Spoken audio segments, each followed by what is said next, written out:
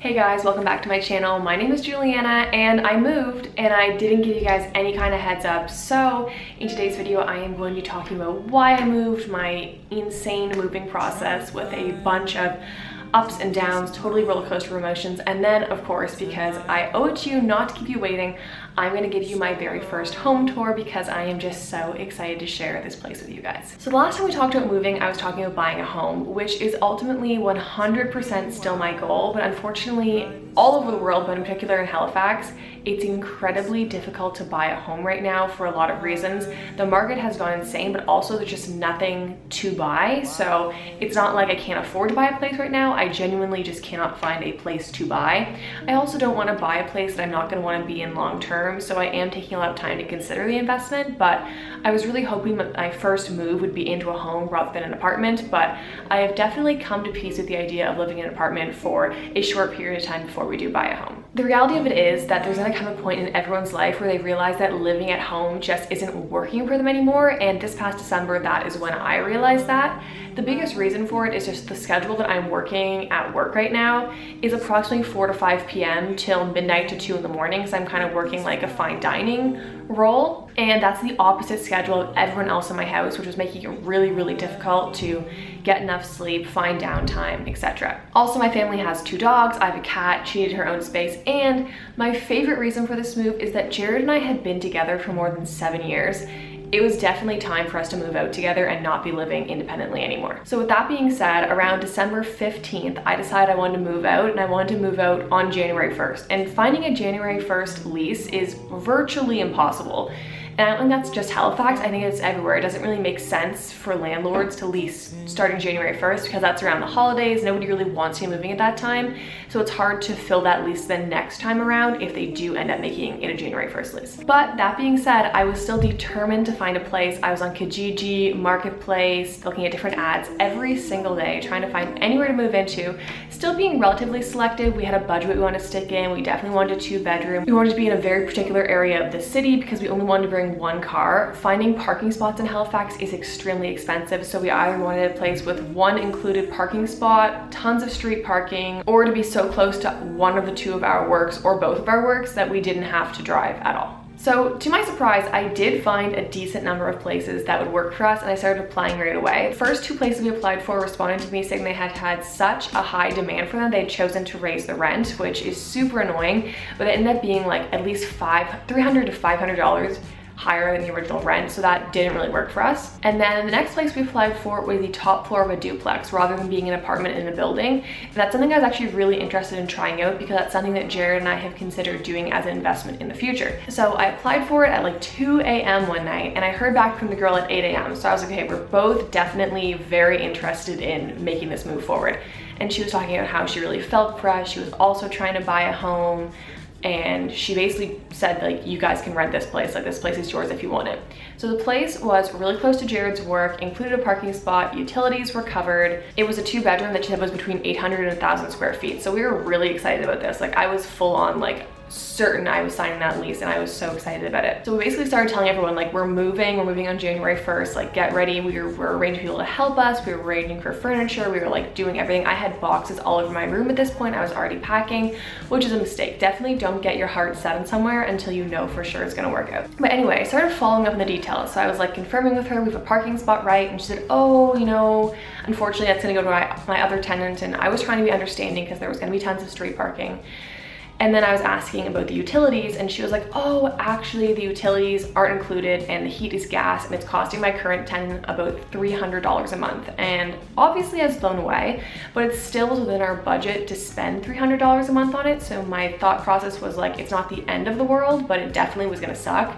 And I saw that as a huge red flag, but I was still really adamant that I wanted the place. So I was trying to make it work. So the day came to go see the place and the landlord didn't even come with us to see the place. It was the current tenant showing it. This was 3 days before we were supposed to move in. None of her stuff was packed and the place wasn't going to be cleaned before we moved into it. So we go to see the place. The biggest red flag, the ceilings were between 6.5 and 7 feet. Jared is 6'1", so you can already imagine how uncomfortable he would have been living in this place. We get in there and it is tiny. And I was asking the tenant, like, how many square feet do you think this place is? Because the landlord said like 800 to 1,000. And she was like, geez, like 500 or less. And it truly was. The rooms were tiny. It was unbelievable. And the place was disgusting. I don't remember seeing bugs, but Jared thinks he remembers seeing bugs. The like nail in the coffin for us was he stepped in a pile of spilt pop on the ground, and then as we walked around the apartment, it was like squeaking as his shoe like stuck to the floor. And like, I just couldn't imagine how much work it was gonna be for me cleaning this place up after this girl, that I wasn't even going to enjoy living there. Not to mention the place was tiny and uncomfortable and like gonna cost way more than we expected. So unfortunately we let that place go and we didn't sign the lease, and I was heartbroken because I had really set my mind on moving out basically 3 days from that. I had seen one other apartment that I thought the night before maybe I should apply to as a backup plan, and Jared said not to. And as we got back to his house after this failed lease signing, I said, okay, that's it, I'm applying for this apartment. And I applied, and then I basically immediately had to go to work afterward. So I headed to work, and I got a phone call as soon as I got there from the superintendent of the building saying that we should come over for a viewing right then. And I couldn't go, but I sent Jared and his sister who went to see it, and both of them thought the place was great. Jared did have some minor concerns. He's definitely a bit pickier when it comes to apartment hunting than I am, but it was nothing major, and everything was like such a small issue as compared to that first apartment we'd seen that day. So I put an application in. We were the second application for the apartment. The first was a group of 3 people who wanted to share the 2-bedroom, which I don't think would have been a problem, except that they were very loud. And the entire time Jared was at the viewing, the superintendent was saying like, we really want quiet tenants. It's all about being quiet in this building. So we had a feeling we were gonna be the front runner once they started like checking our references and stuff. So we put the application in, and I heard nothing, and I heard nothing, and I heard nothing. And move-in date came, and I still heard nothing. So I was kind of heartbroken. I was like, okay, we didn't get the place. I started looking for other places. I'm pretty sure finding a February 1st lease is even harder than a January 1st lease because I didn't see anything in that whole week. But then 1 week exactly later, we heard back that our application had been successful, which is wild because why would we expect it to be successful a week after we were supposed to move in? But they ended up prorating our rent, and it actually made our move-in a bit more smooth because we had more time to box everything up, which was awesome. So as of today, we've been moved in for about a week. We do not have that much stuff at all. We did go out and buy a couch. We are looking for bedroom furniture. IKEA is sold out of everything. It's driving me insane.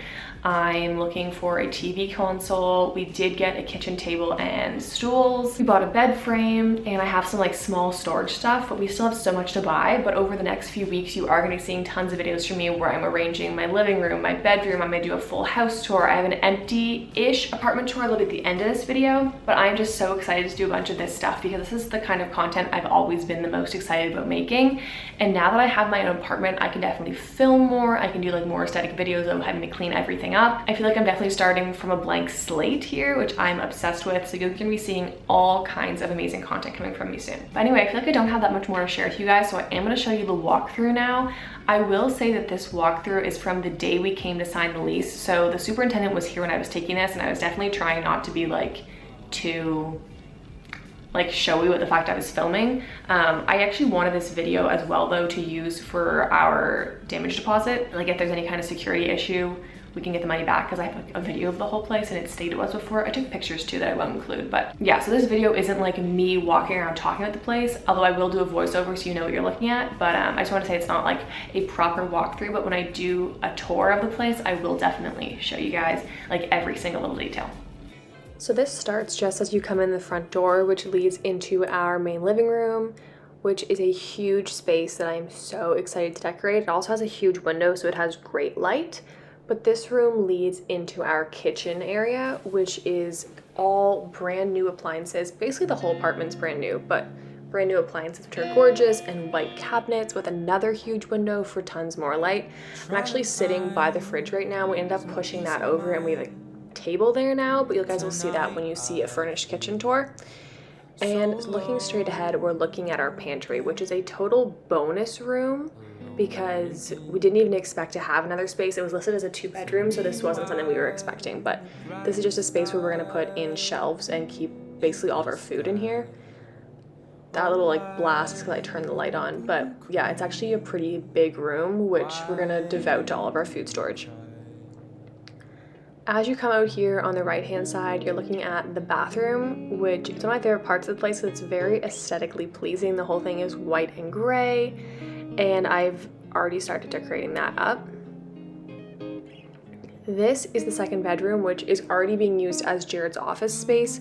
He's still in school, so he needs somewhere to put like all of his work stuff. So this is gonna be his room. He's kind of done his own design thing with it. You guys will see that definitely doesn't match my style, but I am gonna show you guys that room eventually when it is furnished. And then this is the bedroom, which we're also really lucky is a huge room. This is actually probably like a 900 square foot apartment, which is awesome.